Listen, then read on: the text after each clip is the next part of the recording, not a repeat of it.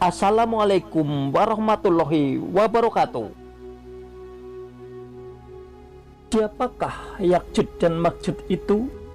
Dalam literatur sejarah Islam, ada dua bangsa yang dikenal sebagai bangsa ganas dan perusak. Bangsa ini dinamakan dengan Ya'juj dan Ma'juj.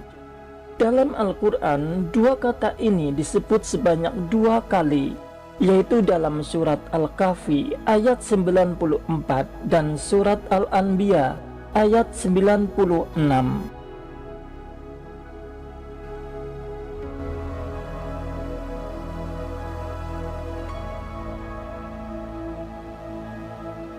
Dalam surat Al-Kahfi diterangkan, Ya'juj dan Ma'juj adalah orang-orang yang membuat kerusakan di muka bumi yang ditakuti oleh suatu kaum yang bertempat tinggal di antara dua gunung. Sehingga ketika Raja Zulkarnain lewat di tempat itu, ada sebuah kaum yang memohon pertolongan kepadanya dari kebengisan Ya'juj dan Ma'juj. Zulkarnain yang terkenal dengan tentaranya yang sangat kuat merasa tidak sanggup melawan dua bangsa perusak ini. Zulkarnain kemudian membuatkan sebuah tembok yang sangat tinggi sebagai penghalang serangan mereka. Sedangkan dalam surat Al-Anbiya disebutkan Ya'juj dan Ma'juj akan segera turun dengan cepat dari tempat yang tinggi ketika tembok penghalang mereka terbuka sebagai tanda telah dekatnya kedatangan janji Allah Subhanahu wa Ta'ala.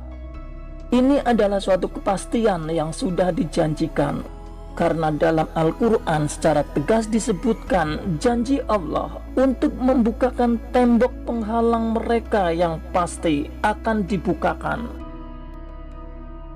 Al-Quran tidak menerangkan siapa sebenarnya Ya'juj dan Ma'juj, dari bangsa dan keturunan mana mereka. Al-Quran hanya menjelaskan sifat-sifat mereka, yaitu kaum pembuat kerusakan di bumi. Kalau tembok penghalang sudah dibuka, mereka akan turun mengalir seperti mengalirnya air bah yang menerjang bak banjir. Namun, bila tembok penghalang tersebut masih kokoh, mereka tidak masuk dan tidak dapat membuat kerusakan. Terkait hal ini, para ulama tafsir banyak mentakwilkan soal dinding pembatas tersebut. Ahmad Mustafa Al-Maraghi dalam kitab tafsirnya menjelaskan, Ya'juj adalah Tatar dan Ma'juj adalah Mongol. Mereka berasal dari satu bapak yang bernama Thor, bertempat tinggal di bagian utara Asia. Darah mereka memanjang dari Tibet dan Cina sampai ke Laut Baku Utara di barat sampai Turkestan.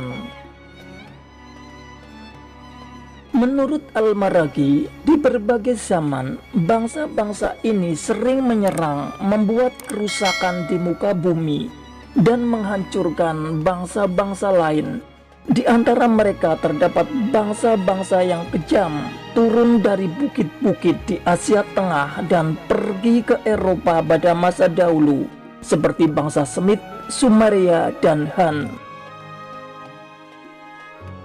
Mereka banyak menyerang negeri-negeri Cina dan Asia Barat.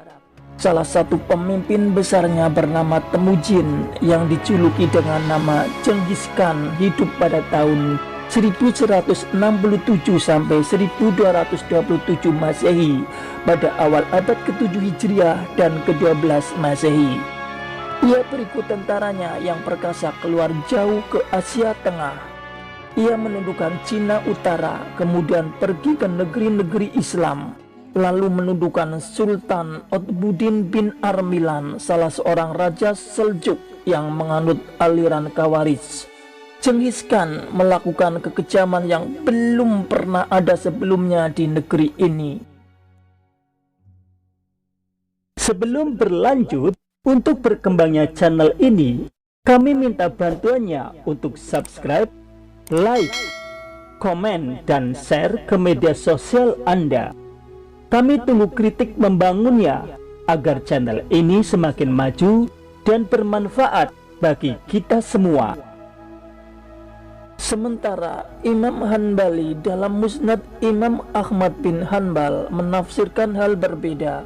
Seperti dikutip Ibnu Katsir, ia menyebutkan Rasulullah Shallallahu Alaihi Wasallam bersabda, Nuh memiliki 3 orang anak, yaitu Sam, nenek moyang orang Arab, Ham, nenek moyang orang Sudan, dan Yafis, nenek moyang orang Turk.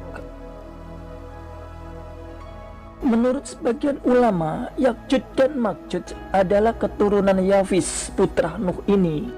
Demikian juga pendapat An-Nasafi, seorang ahli fikih, usul fikih dan tafsir yang bermadzhab Hanafi dan wafat pada tahun 710 Hijriah atau tahun 1310 Masehi.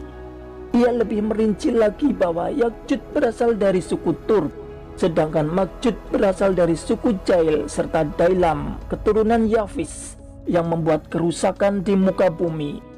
Mereka tidak mati dan masing-masing memiliki 1000 keturunan yang dilengkapi dengan senjata.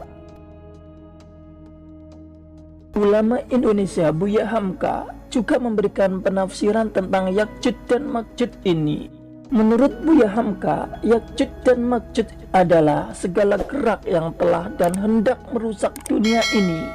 Karena itu baik diri, keluarga maupun negara serta bangsa wajib membuat tirai besi sebagai benteng agar Yakjud dan Makjud tidak masuk. Menurutnya, mungkin Yakjud dan Makjud dapat ditafsirkan sebagai pikiran jahat, maksud buruk, dan ideologi yang menyesatkan yang dianut sebagian manusia. Manusia yang menganutnya dengan kelicikan jahatnya bisa mempergunakan manusia sesamanya menjadi alat untuk merusak bumi.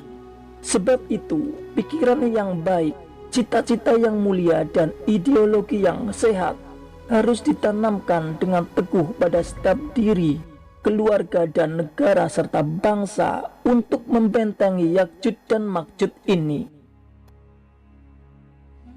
Pendapat yang paling kuat adalah mengatakan bahwa Yakjud dan Makjud adalah suatu kaum dari keturunan Adam alaihissalam, seperti riwayat Abdu bin Hamid melalui sanad sahih dari Abdullah bin Salam.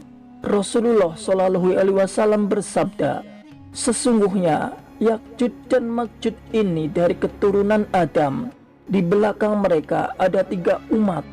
Tidaklah seorang dari mereka mati, melainkan meninggalkan lebih 1000 keturunan.